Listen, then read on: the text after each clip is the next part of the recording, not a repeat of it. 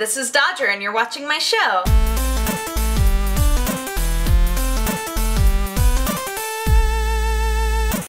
All the news today, pretty weird. When I was writing it all down, when I was kind of outlining and reading through all of the articles, I was like, man, I don't have any news today that's just normal. But hey, that's okay. It makes for a fun news show.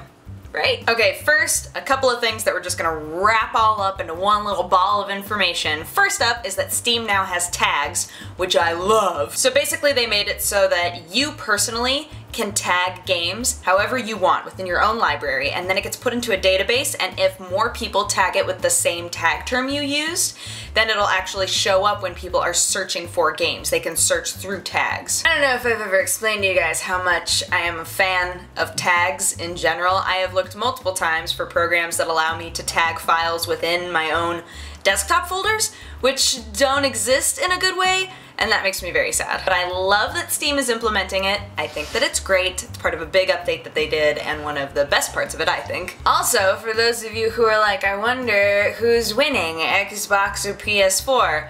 So right now, as of January numbers, PS4 is winning in terms of hardware. More people are buying PS4s, but more people are buying Xbox One games, which is not surprising. Also, the Wii U went up 26%.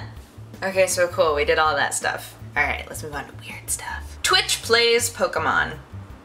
Do you know this? Do you know this term? If you don't, you probably haven't been subjected to what is going on right now. So right now there's a Twitch channel called Twitch Plays Pokemon, and literally, the way that it's set up is if you type a command in chat, it will be replicated in the ROM game. So the way that it's set up is it has a ROM of Pokemon, right? Original Pokemon Red or Blue. I think they're playing through Red. There's another stream that's playing through Blue, but it's not like the official Twitch Plays Pokemon. So, okay.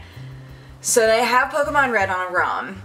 It takes into account any command that is put into the Twitch chat and applies it to the game. So literally, when you go to watch this game, it's just poor little dude going back and forth, just like, Yesterday, they had a little over 10,000 viewers, and today they have a little over 20,000 viewers. So the viewership is just climbing, which I'm sure means that progression is slowing down, although they have, like, progressed through areas of the game. I would love to see them try to do Savari Zone. They're like, alright, we have a limited number of times that you can step, so everybody be very... It's fun. It's a fun idea, and a lot of people really love it, but then there are those dudes who every now and then you'll see, you know, just thousands of commands going through up, down, left, right, left, right, left, right. And then there's that one guy who's like, we need the bicycle! It's so funny. People that care too much should not be watching this because progression is so slow. If you're just gonna show up and be angry that they're not doing anything, then really, just go watch somebody who's good at Pokemon. In honor of the recently deceased Flappy Bird, indie game developers are putting on Flappy Jam. It ends on the 24th. Anybody who wants to can submit a game. Right now they have a little over 230 games, I believe. It's probably up to like 240 now, but they're just great. Allow me to read to you the rules. Make a hard, almost unplayable game. Use assets inspired but not ripped from classics. Flappy words or gameplay are not mandatory. Have fun, be supportive, and hate must not win. It's pretty great. It's good rules. I feel like these are good rules to go by. So a lot of people are participating, and the names are quite creative. Allow me to read you some of my favorites.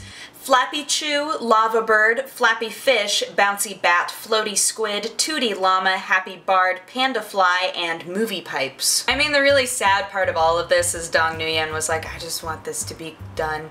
I want it to be over forever. This game, I don't want it to haunt me. It's already haunting you. It's in it for the long haul. Molyneux has once again upped the slightly weird factor by proclaiming that Godus is not going to be a free-to-play game. It is going to be an invest-to-play game. Now what does this mean? Is it not free? Can you not play it for free? No, both of those things, those are still true. Those are still true things. Allow me to read a quote from Mr. Molyneux himself. What really are we doing? We are tempting people to invest some of their money into the game. We want players to feel like Godus is a hobby, not just a game. Now, in a way, I totally understand what he's talking about. In the same way that Warhammer, most people would argue, is not so much a game as it is a hobby. Most people don't ever actually wind up playing Warhammer, the board game, or the tabletop game. They just don't have the patience, and some people never even get to that point, because so much of Warhammer is the hobby of collecting the miniatures and painting them and just lovingly creating your army. It becomes more of a hobby than a game. Like, I get the concept, but I don't know how he's gonna replicate that. He also was saying that he's just super bummed about Dungeon Keeper, like the remake of Dungeon Keeper that's all pay us little bits of money, nickel and dime you to death so you can play this really bad Dungeon Keeper clone. So to him, it's like, I don't want Godus to be that, but I do want to make money off of it, and I want people to be emotionally and monetarily invested in it. So that'll be interesting to watch happen. Okay, here's more normal news. The Xbox controller is going to have an update, but you won't need to buy a new controller in order to update it, which is awesome. So obviously right now, Microsoft is working toward a Titanfall debut. They want it to be the prettiest girl at the ball that no one forgets and everyone wants to marry. But that means that all of their hardware has to be able to keep up with it to the point that people can actually enjoy playing the game. And one of the problems that they've found is the sensitivity of the controller as of now. So in a February update, they are going to increase the sensitivity on the outer boundaries of the thumbstick. They are also going to give you a battery life indicator, which is pretty nice, and all of this will happen automatically. The second that you sync up your Xbox One with your Xbox One controller, it'll just happen, which is great. This is one of those rare moments where a company isn't gonna say, you know, this is our fault, but we can probably make them pay for a new controller. Like, it's feeling a lot more along the lines of, here, this wasn't quite up to snuff, but we fixed it for you. And as a final bit of news, there is a new League of Legends mode and character. The character is it's basically a tentacle monster. But the mode is part of Riot's featured gameplay modes, which is a big program that they're doing where for a limited time, they have different modes available, and then they see whether or not they're successful. It's kind of an interesting way to test out the typical way that you would play a League of Legends game and see whether or not it can be improved or made a bit more interesting. So this mode is called Hexakill. It is 6v6 instead of 5v5. It doesn't sound like a big difference, but I mean, it could be a big difference, or it could make the game a bit more boring because typically there are 3 lanes, right? And then when you have 5 people, it's typically like 1 person in one lane and then 2 people in the other lanes, and then like somebody's jungling and like going all around everywhere. But if there are 6 people, like, would it make it a bit too monotonous?